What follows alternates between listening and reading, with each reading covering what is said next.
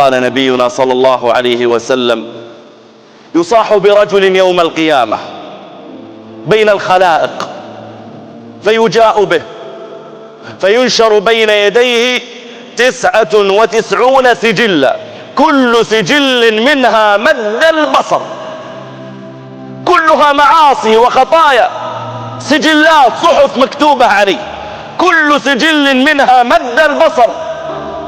فيقال له: أتنكر من هذا شيئا؟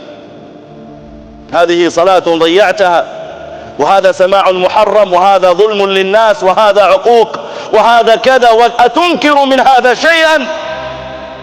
فيقول: لا يا ربي.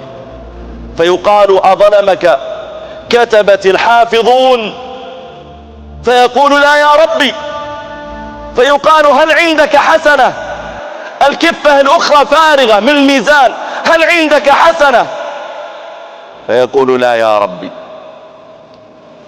فيجاء ببطاقة، يقال: هذه حسنة عملتها، يجاء ببطاقة. فيقول: يا ربي، وما تغني هذه البطاقة مع هذه السجلات؟ فيقال: إنك لا تظلم اليوم شيئا. فتوضع تلك البطاقة فيها لا إله إلا الله، توضع في كفة، وتوضع السجلات العظيمة في كفة، فترجع بهن لا إله إلا الله، وتكون أثقل وأعلى وأغلى، وينجو العبد بلا إله إلا الله. أورد ابن كثير في تفسيره قال: حين ينفخ إسرافيل في الصور نفخة الصعق فيموت أهل السماوات والأرض، ويجيء ملك الموت فيسأله ربه وهو أعلم: من بقي؟ فيقول: بقيت أنت الحي الذي لا يموت، وبقي حملة العرش، وبقي جبريل وميكائيل وإسرافيل، وبقيت أنا. فيقول الله: اقبض أرواح حملة العرش، واقبض روح جبريل وميكائيل وإسرافيل.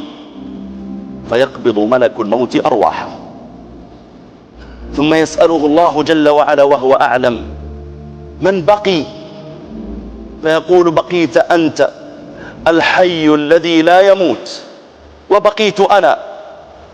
فيقول الله له: أنت خلق من خلقي، اقبض روحك. فيقبض ملك الموت روحه. فإذا لم يبق إلا الله الواحد القهار، كان آخرا كما كان أولا، طوى السماوات والأرض طي السجل للكتب ثم دحاها، ثم يقول: أنا الجبار، أنا الجبار، أنا الجبار، ثلاثا، ثم هتف بصوته: لمن الملك؟ لمن الملك اليوم؟ لمن الملك اليوم؟ لمن الملك اليوم؟ ثم يجيب نفسه بنفسه فيقول: لله الواحد القهار، لله الواحد القهار. ثم يبدل الله الأرض غير الأرض والسماوات، فيبسطهما ويسطحهما ثم يمدهما، ثم يزجر الله الخلق كلهم زجرة، فإذا هم قيام ينظرون في أرض مبدلة. فيحيي الخلق، فيقف الناس موقفا واحدا مقداره 70 عاما، لا ينظر الله إليهم ولا يقضي بينهم. فإذا طال بهم المقام شفع فيهم نبينا صلى الله عليه وسلم.